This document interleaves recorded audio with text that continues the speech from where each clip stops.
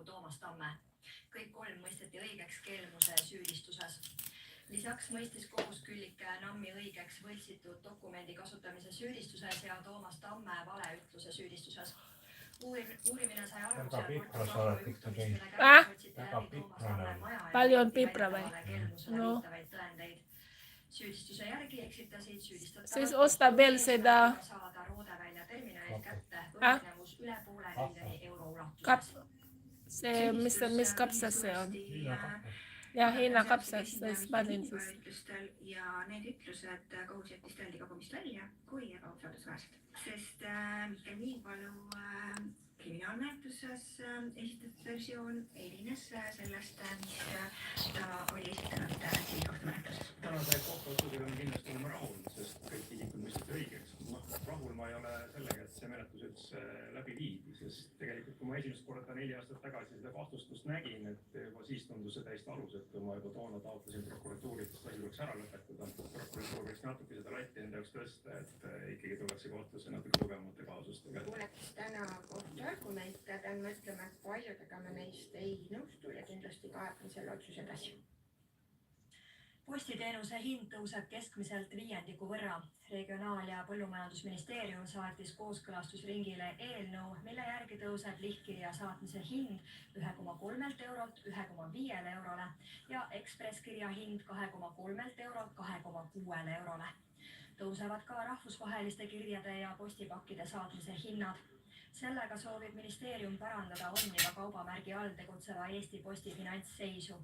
Ettevõtte kulud on kasvanud ja postiteenuse mahud samal ajal vähenenud.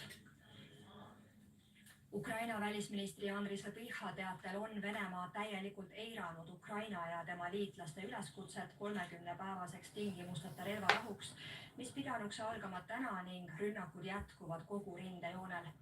Putin on teatanud, et tema soovib Ukrainaga otsekõnelusi sel 4 päeval Istanbulis. Türgi välisminister Hakan Fidan kutsus mõlemaid osapooli enne plaanitavaid kõnelusi relvarahu kehtestama. Fidan avaldas veendumust, et vaenupooled jõuavad lähipäevil kompromissile. Londonis algas niinimetatud Weimar Plus grupi kohtumine, millest võtavad osa Suurbritannia, Prantsusmaa, Saksamaa, Itaalia, Poola ja Hispaania välisministrid ning Euroopa Liidu kõrge välispoliitika esindaja. Kõneluste peamiseks teemaks on Ukraina sõda ning 4 päeval ees ootavad Vene-Ukraina kõnelused Istanbulis. Venemaa president Vladimir Putin pakkus otsekõnelused Türgis ise välja, minnes mööda Ukraina ja tema liitlaste nõudmisest kehtestada tänasest alates 30-päevane relvarahu. Ukraina president Volodõmõr Zelenski on aga lubanud Istanbuli siiski minna. Nüüd nõuavad Ukraina liitlased, et ka Putin tõesti kõnelustele ilmuks ning kehtestaks sellele eelnevalt ka relvarahu.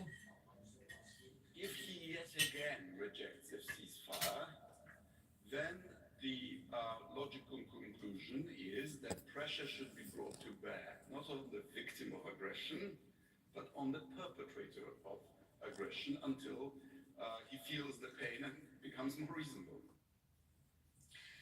Poola otsustas sulgeda Venemaa peakonsulaadi Krakowis.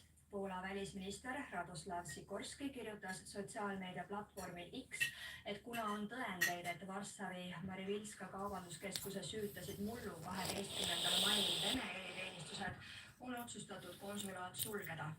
Poola võimude teatel on mõned kaubanduskeskuse süütajad kinni peetud, teisi otsitakse taga. Keegi kaubanduskeskuse põlengus kannatada ei saanud. Ja Mart Linnart kõneleb nüüd majandusteemadele.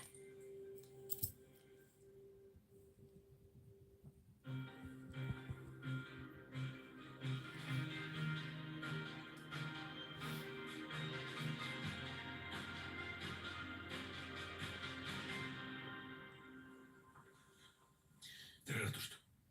Tallinna kesklinnas asuva ajaloolise Luteri kvartali omandas kinnisvaraarendaja Arko Vara, mis rajab pikalt elämas olnud tööstuspiirkonda kodud. Uudmised, mis puudutavad ka meie enda julgeolekut, nii et Putin mängib seda mängu, et ta tahab. See teada, mida põneva